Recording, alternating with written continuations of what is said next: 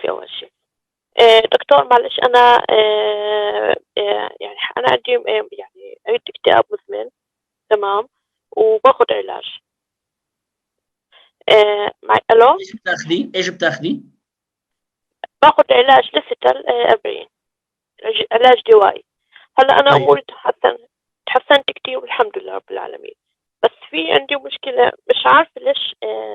أحيانا بحس لما أروح مثلا أماكن مثلا، يعني إذا أو إذا أسافر من مدينة لمدينة، أو إذا بدي أروح السوق، أو إذا بدي أروح على الأجناس، بحس في زي حالات تقلب المزاج. يعني هاي شغلة من زمان وأنا صغيرة، فما بعرف ليش. يعني ما له علاقة بطبيعة المكان، ما له علاقة بأحداث أو ما بعرف ليش بصير معي هيك بالضبط. وهذا الشيء بخليني يعني أتذكر يعني طول اليوم هذا الشيء، يعني تعكر المزاج اللي هو بسموه زي طيب المزاج. شوفي اختي، خليني اختصر عليك ايضا، معلش انا ما بعرف انت متابعه من قبل، شايفيت لي مواد او كذا، لكنه اللي انت عم تحكيه هو طبق الاصل. ما اقوله دائما ان الانسان عندما يكون غير متبصر بنفسه كفايه، ما يعرف ما الذي يجري في داخله، فمن الطبيعي ان يصل الى مرحله انه تصدر منه سلوك معين او مشاعر معينه، ويكون حاله انه انا ما بعرف ليش عم بيصير معي هيك.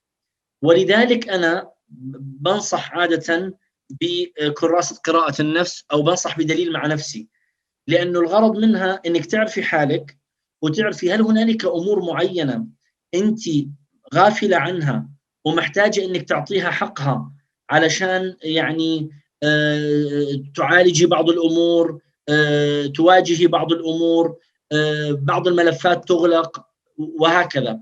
فأنا أنصحك هلا حتى لا أطول الكلام، أنصحك بدليل مع نفسي.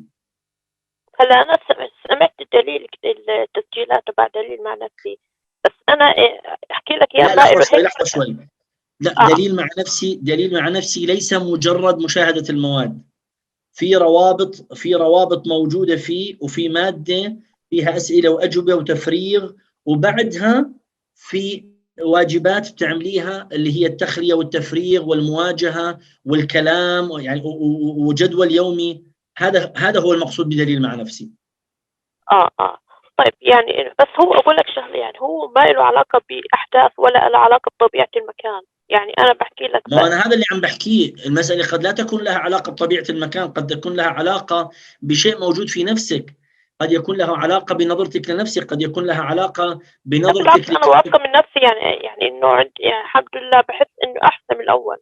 يعني بس أنا ما عم بقول، أنا لا أقول، أنا لا أعرف كيف كنت حتى أحكم عليك كيف آه أنت الآن. أنا أقول أن ربما يكون هذا الأمر بملفات معينة لم تغلق في نفسك بعد، ولذلك أنا أنصح بأنك تلقي نظرة على المادة وتتابعيها وتصبري عليها. لا اللي هي تستعجل. قصص مع الناس، صح؟ دليل مع نفسي، مو بس الحلقات. في آه على قناة فقه النفس مكاني على تليجرام، اكتبي آه دليل مع نفسي، دليل مع نفسي.